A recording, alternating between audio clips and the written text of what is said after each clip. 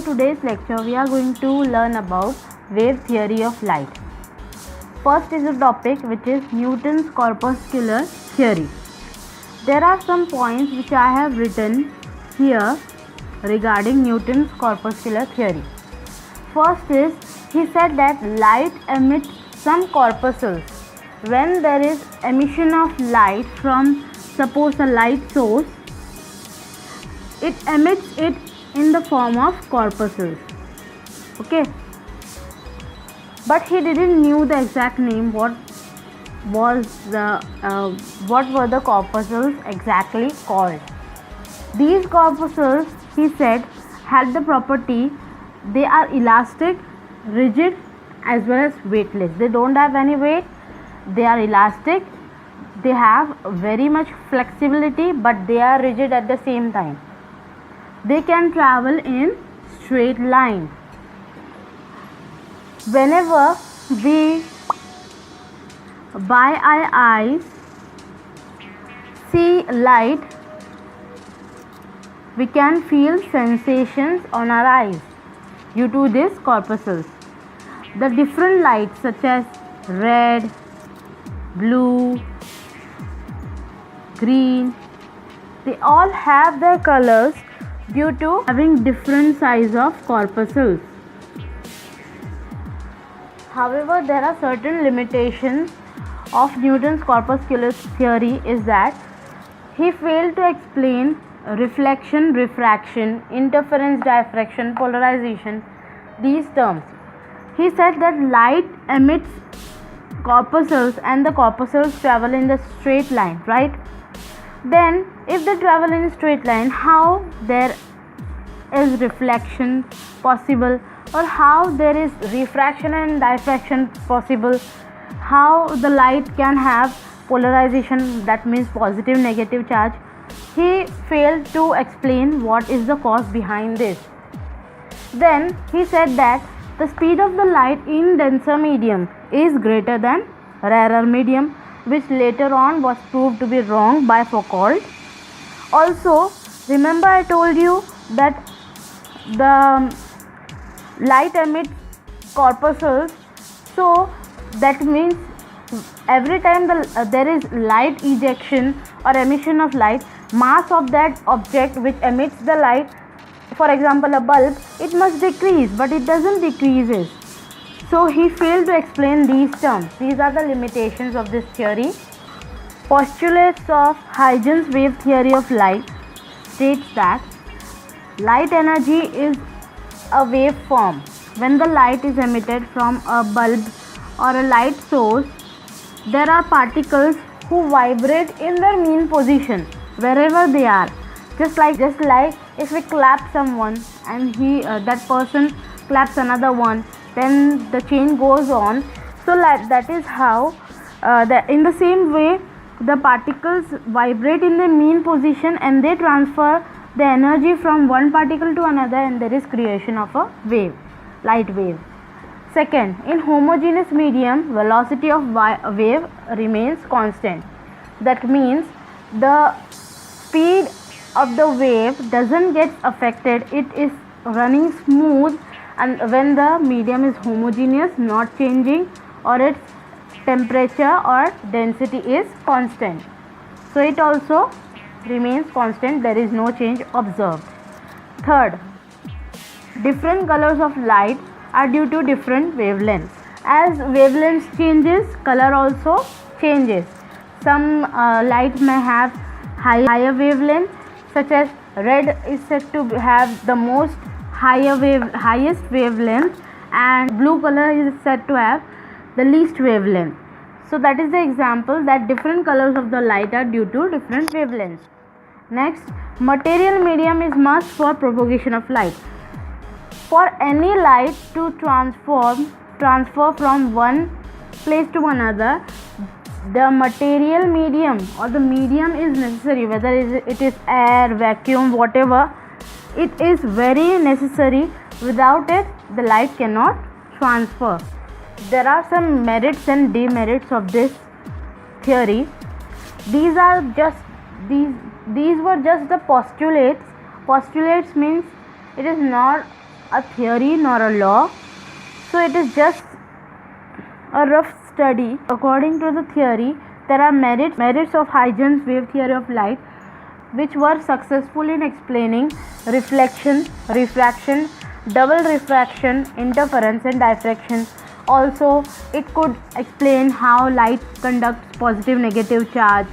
Also, it proved that velocity of light in rarer medium is more than the velocity of light in denser medium. Demerits state that Huygens wave theory of light failed to explain rectilinear propagation of light, how light travels in a straight line, Compton effect, photoelectric effect, Raman effect, not that ये है आशिकी का Raman effect.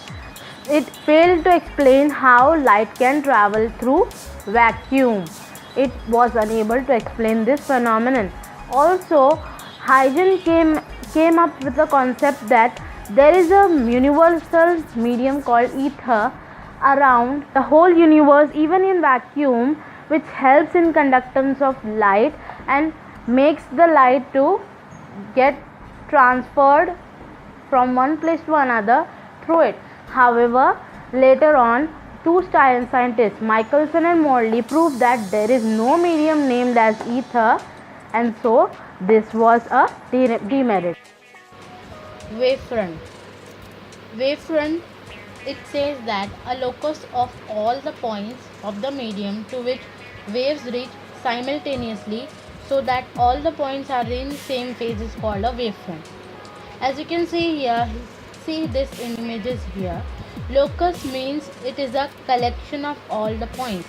So the collection of all, where all the points they reach simultaneously. See this, if you see in this example, see this point, they reach simultaneously and they lead in crest or trough formation.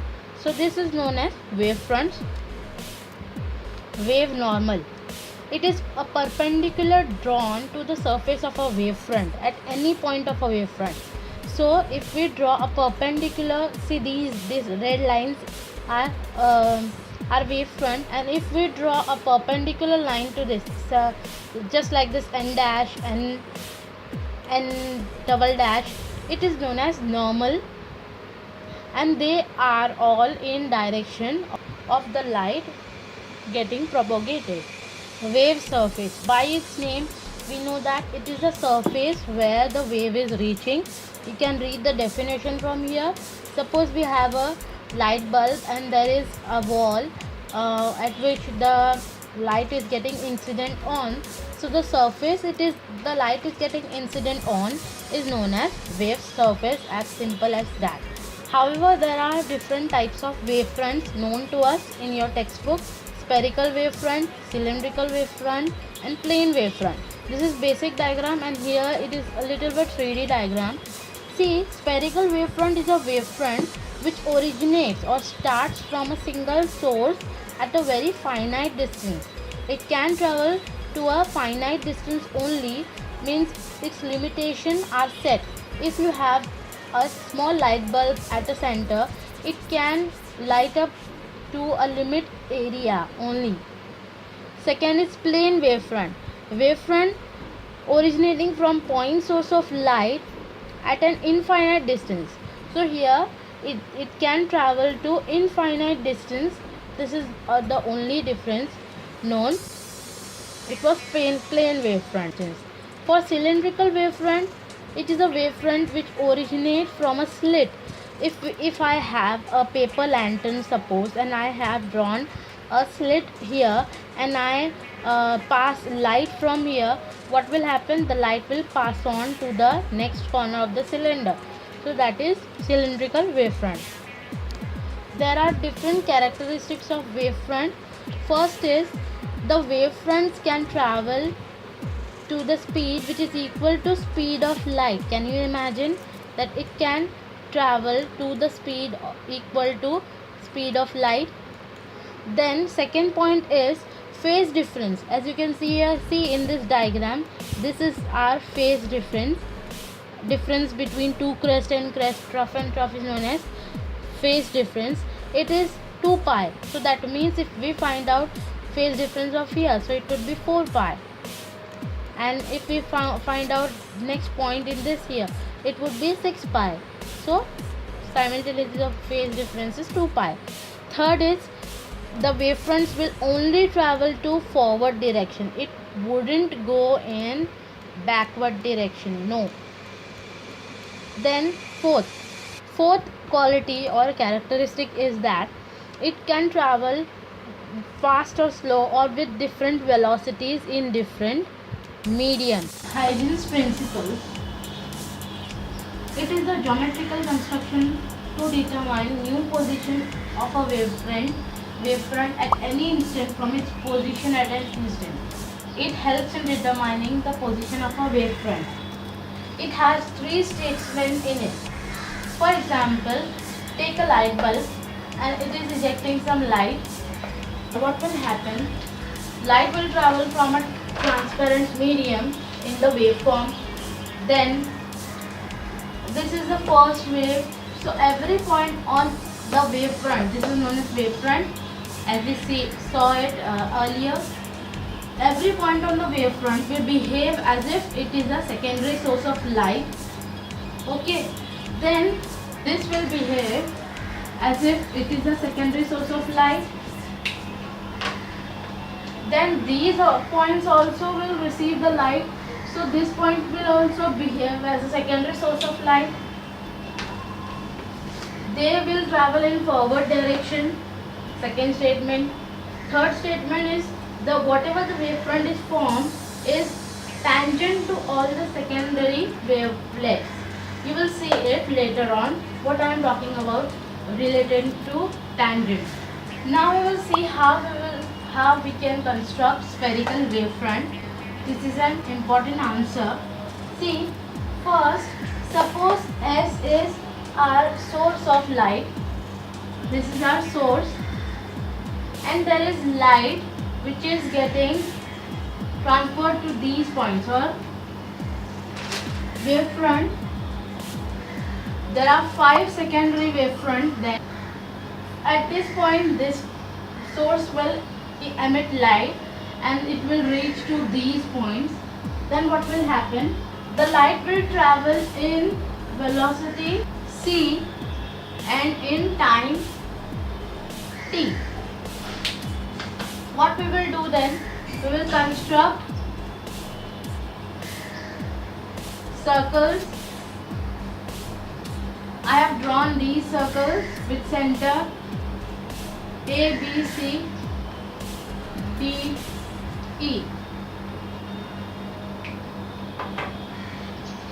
This light will extend forward more.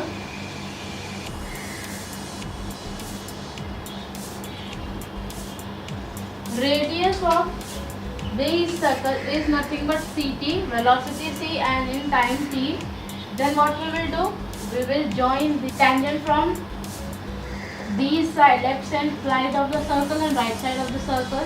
Make sure you incorporate every circle into it properly. What you can do is you can draw a midline. Then over it you can draw 5 circles. Then you can draw lines, these both lines, and join the point centers. These 5 points are nothing but 5 secondary wavefront of us. This is how you will construct. For plain wavefront, what you can do? First, draw a rough line, midline. Then take 4 points on it. A, B, C and D, and you can erase these lines because you are just using it for your assistance. Then what you can do, you can construct a circle with the center, this A center, then second circle intersecting this circle. Third circle again intersecting with second, fourth intersecting with third. Then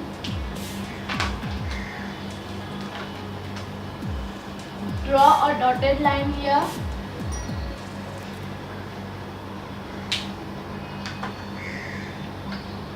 Originally the midline was named PQ. You can keep it also.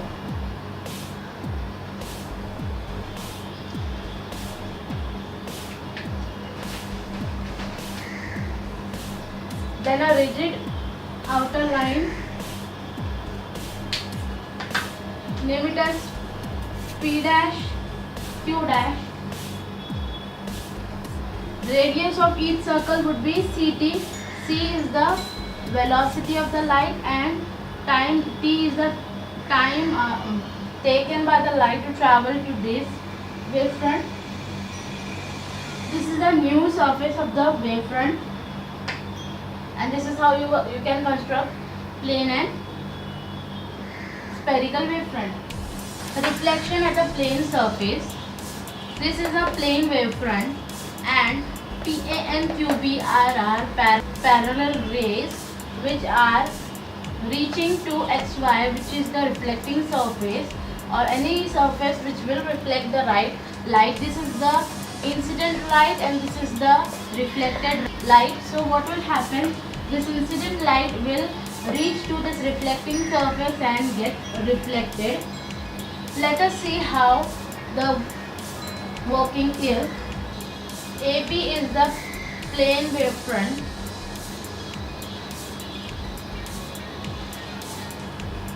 Then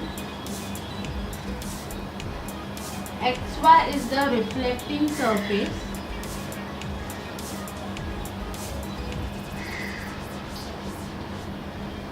See what will happen.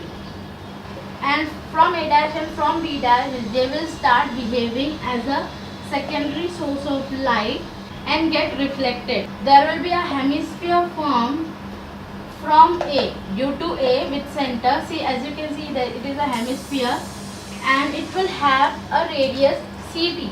What is the radius according to here? This Ct. This is also a radius. And from B to this point, it will reach in time Ct. So this is also our Ct. Then there will be a reflection. What we can do is we can join this point from this point, and this will become, this is CD. This is tangent to the sphere. As you can see, this is a tangent to this hemisphere. So this is CD, tangent to hemisphere. Then there are normal drawn from, this is N, and from here it will be N dash. Let us start our expression.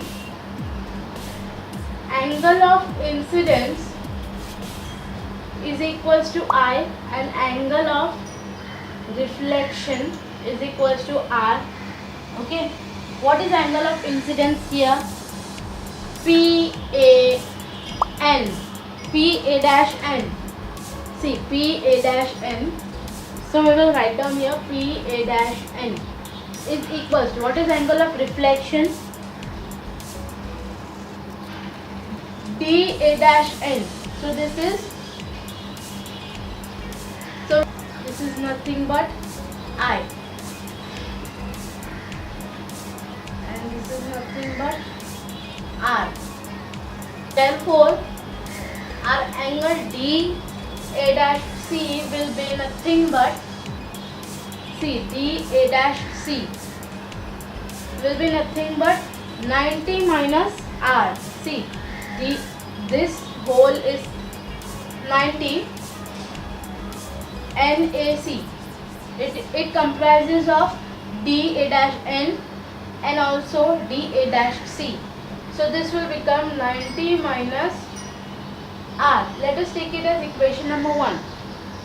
From the figure, we know that angle from figure, we know that angle DA dash C and angle this DA dash C and angle NA dash B dash, that means this one NA dash B dash, NA dash B dash and DA dash C is nothing but 90 minus I, correct? Because I is lying outwards. See, consider this one. So you will know. Let us take it as equation number 2. In triangle A dash B dash C dash, where is the triangle? A dash B dash and C dash. I will construct the triangle here.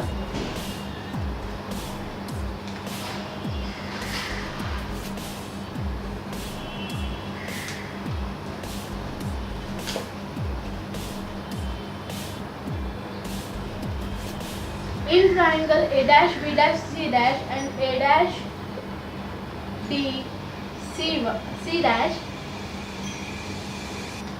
these both triangles A dash B dash and C dash and A dash D and C, I have drawn it ditto here.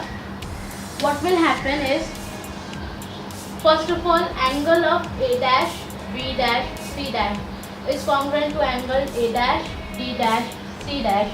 Why? Because both have common sides, A dash and B dash, C and C dash also. Also, A dash D dash is equals to B dash C, B dash C, A dash D, A dash D is CT also, and what is B dash C? You know that it is CT. So both are CT. Then A dash C is equals to A dash C, which is common side. So that means, therefore, triangle A dash B dash C dash is congruent to triangle A dash D dash C dash, which can be also written as, therefore, angle B dash A dash C is congruent to angle A dash C D, C dash D. Corresponding angle of corresponding triangles B and A. Both are corresponding angles of corresponding triangles. This BAC, it is nothing but I. Then what is C? It is nothing but R. This has foot of I. So here this and this will be I, and this and this will be R. C is R and A is I. Angle A is I, correct? And angle C would be R, as you have seen here. So that means angle of incidence is equals to angle of reflection.